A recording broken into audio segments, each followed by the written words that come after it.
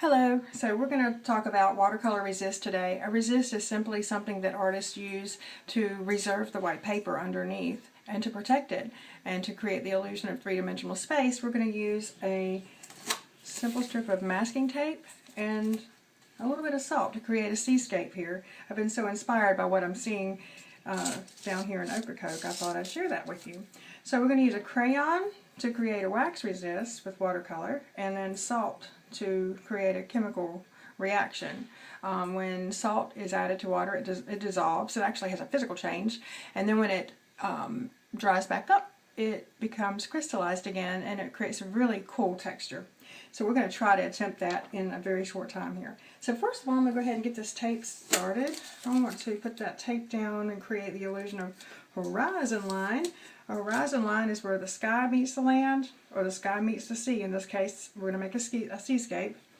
And then I'm going to go ahead and use my white crayon to create some puffy clouds. I can also use tissue to blot, and I'll show you that too.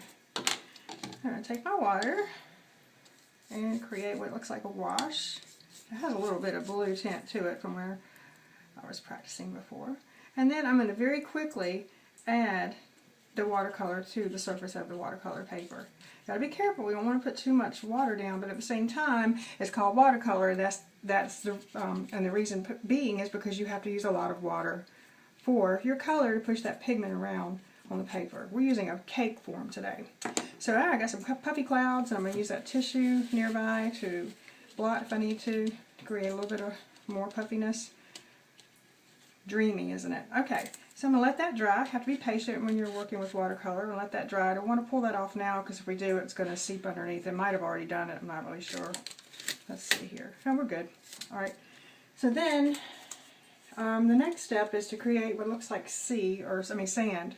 And I've already done this on another demo, and it looks like the salt is drying here. And what happens is you're going to sprinkle the salt down, and then it's going to dry. And when it dries, it's going to create the illusion of texture. And we want to create that illusion of sand. So let me go ahead and add it to this one, since it's already dry.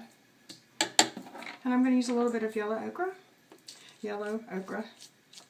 and a tiny bit of maybe brown. I want it really dark so I can show you what I mean, because you're not going to be able to see it otherwise in the video. But salt is a really fun thing to use.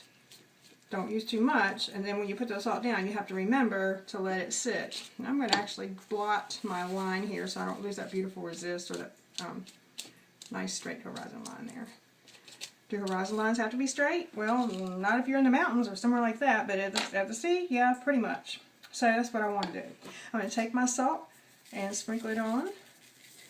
Wow, look at that. That looks really cool. That's going to be a nice effect when it dries.